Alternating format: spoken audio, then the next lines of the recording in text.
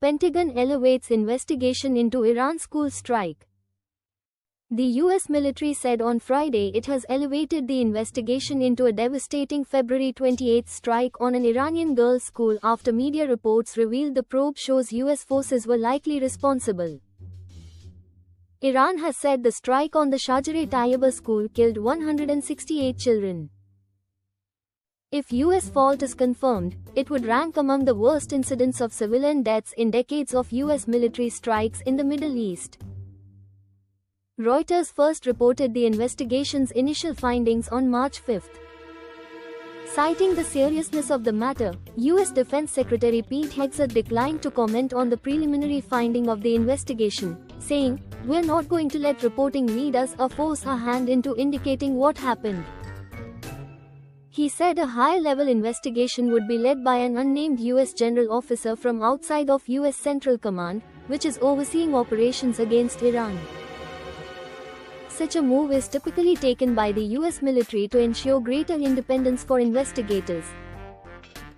The command investigation will take as long as necessary to address all the matters surrounding this incident, Hegseth told a press conference at the Pentagon.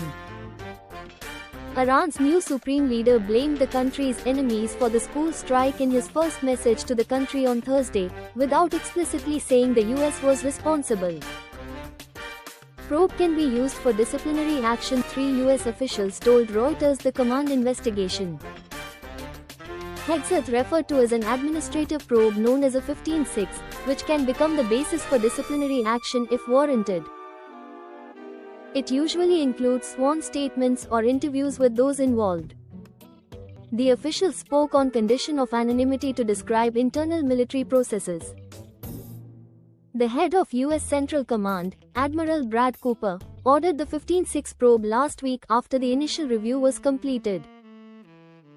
The outside officer was appointed on Thursday, one official said. The development underscores the serious concern about how to respond to possible U.S. responsibility for the tragedy and the need to comprehensively examine the incident. It signals a recognition that something went wrong and to try to understand what happened and why, said Annie Schell, U.S. Advocacy Director with the Center for Civilians in Conflict. Trump initially blamed Iran. It remains unclear how U.S. forces could have struck the school. Preliminary findings suggest U.S. forces may have relied upon outdated targeting data that apparently did not distinguish between the school and the adjoining Iranian military base in Minab, a town in southern Iran. Video and other evidence suggest the school was hit by a Tomahawk cruise missile, a powerful, precision-guided munition that few nations other than the U.S. possess.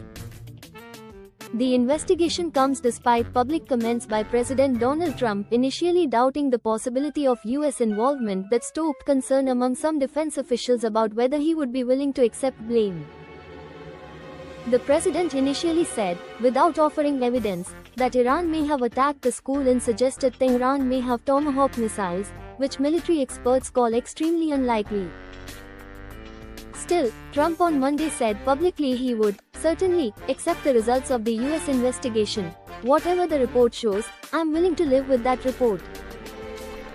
A second U.S. official pointed to those remarks as evidence that Trump was moving toward accepting the preliminary investigation results.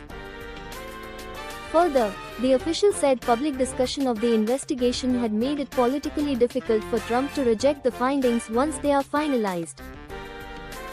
The official noted that a 15-6 investigation reflected the seriousness of the Trump administration's approach to the investigation because it would comprehensively examine what went wrong and how to correct those issues.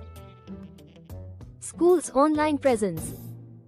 A Reuters visual investigation published on Thursday showed the Iranian school had a years-long, public online presence, including dozens of photos of the children and their activities.